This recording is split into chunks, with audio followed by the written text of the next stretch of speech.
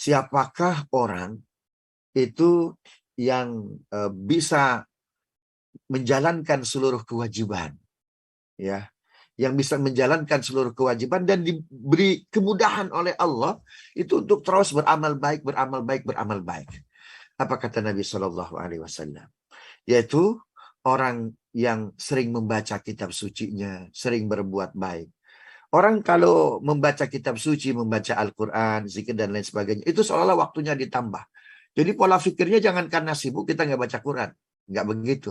Tapi karena kita baca Quran, kita diberi waktu tambah oleh Allah Subhanahu Wa Taala. Tapi kalau kita meninggalkan kebaikan, maka mohon maaf, dijauhkan kita itu dari kitab sucinya, dari ayat-ayatnya, dari kalimat-kalimat yang baiknya.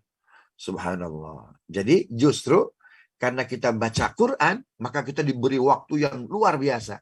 Justru kalau alasannya karena sibuk, apalagi sudah sibuk berbuat maksiat. Waduh, payah betul itu. Subhanallah. Nah, pelajaran pemimpin besar yang meninggal seperti Ratu Elizabeth, bahwa kekuasaan, bahwa kekayaan tidak bisa membeli kehidupan. Subhanallah. Hidup itu makhluk, Bapak Ibu. Seperti halnya kematian. Dalam Al-Quran dinyatakan, Tabarakalladzi biyadihil mulku wa huwa ala kulli syai'in qadir. Alladzi khalaqal mauta wal hayata liyabluwakum ayyukum ahsanu amala. Dialah Allah yang menciptakan kehidupan dan kematian. Jadi kehidupan itu makhluk, kematian itu makhluk. Nabi pernah ditanya, ya Rasulullah, kalau kematian itu makhluk, kalau kehidupan itu makhluk, seperti apa fisiknya?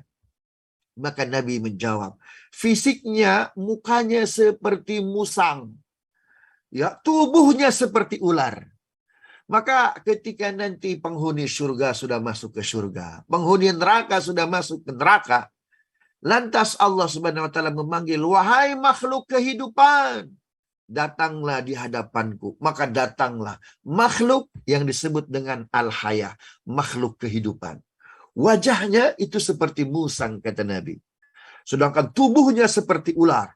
Ketika makhluk kehidupan itu sudah nampak di antara penghuni neraka, di antara penghuni surga, subhanallah, mereka menyaksikan.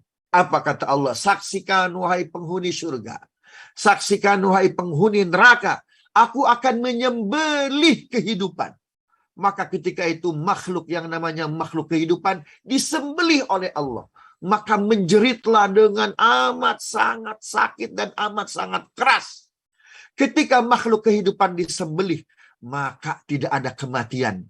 Maka penghuni neraka abadi dia, nggak pernah mati. Kenapa? Karena makhluk kematian dan kehidupannya disembelih, Bapak Ibu. Maka yang di neraka dia kekal. Kenapa? Karena tidak ada lagi kematian. Karena makhluk kehidupan dan makhluk kematiannya sudah disembelih.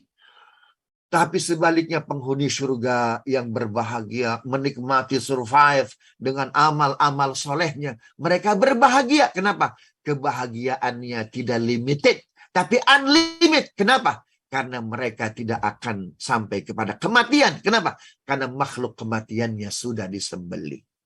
Subhanallah.